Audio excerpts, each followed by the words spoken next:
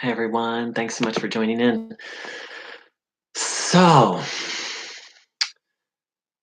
this will be my fourth video about Mooji, and I've known for a long time he wasn't a real guru, and many people have known that as well. And then in the last couple of weeks, these very strong cult allegations and abuse allegations have come up.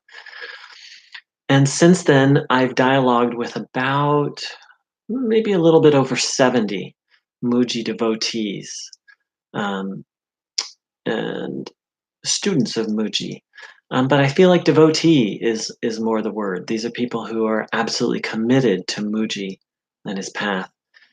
And it's been very interesting. It's been very eye-opening. And so I'd like to read something that I wrote about that. Let's see.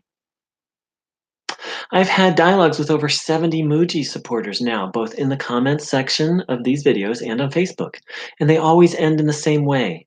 The other person walking away, being unwilling to look at or talk about facts. And by facts, I'm not talking about the allegations against him. They're allegations, they're not proven yet.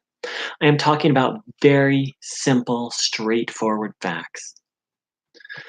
Mooji supporters, supporter is such a strong word, I would say Mooji devotees. Mooji devotees are part of a belief system that goes something like this. 1, Mooji is an enlightened master. I've also had Mooji devotees say he's a perfect enlightened master. 2, he can and will lead us, or the individual in question, to enlightenment. Once these two false beliefs are accepted, the person is part of a closed belief system. In just the same way as someone who believes the Bible is literally and perfectly true. Any evidence, even factual or scientific, will be discarded, with the only thing that the person can do is to go back to their fundamental false beliefs and proclaim them over and over, and attack anyone or anything that challenges them. There's no difference between the Mooji movement and fundamentalism. By closed, I mean not open.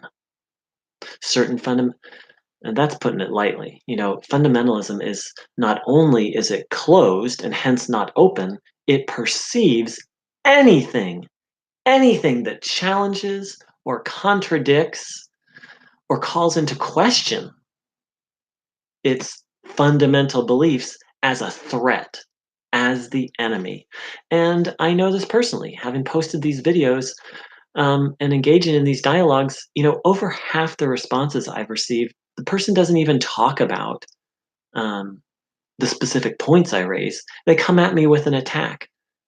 They come at me with some form of judgment, or, as I point out here, they just reaffirm their beliefs. Mooji is an enlightened master, comma, who are you to da da da da da, whatever, fill in the blank. So again, I'll continue reading. By closed, I mean not open. Certain fundamentalist errors have become a religion, and the religion is defended at all costs, including being in denial of reality, common sense, and facts. That's what I've experienced over and over again. People within the Mooji movement are fundamentally ignorant of the tradition they claim to be a part of, Advaita Vedanta.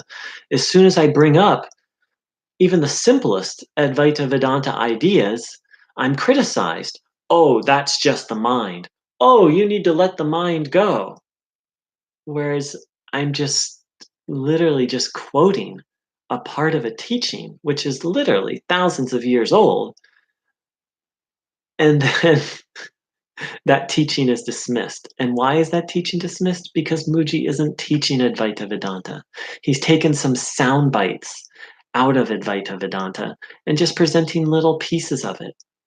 And then people who aren't well schooled in Advaita Vedanta, they can't dialogue. And of course, Mooji isn't really teaching Advaita, so they literally just don't have the knowledge to even have any kind of actual discussion about Advaita.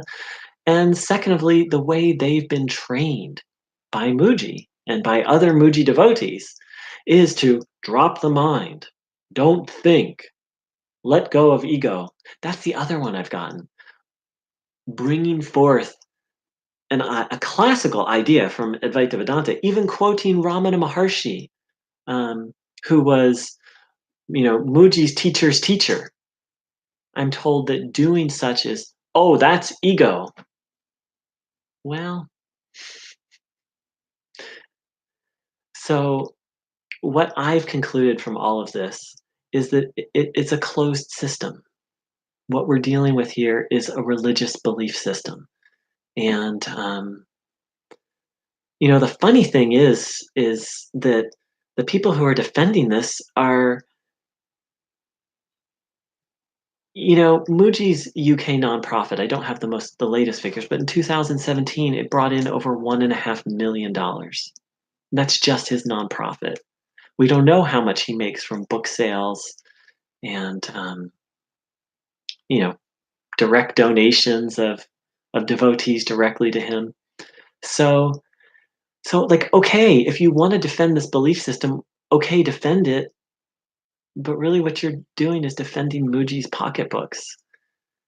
Mooji is quite possibly the most popular spiritual teacher on the planet today.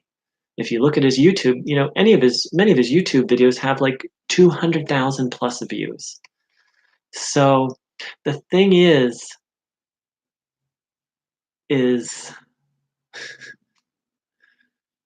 Advaita Vedanta taught correctly will drive people away. Because Advaita Vedanta says this world is not real.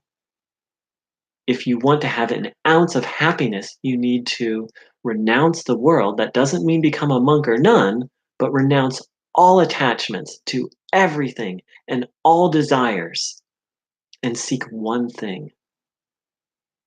He doesn't teach any of that. Why? Because it'd be bad for business.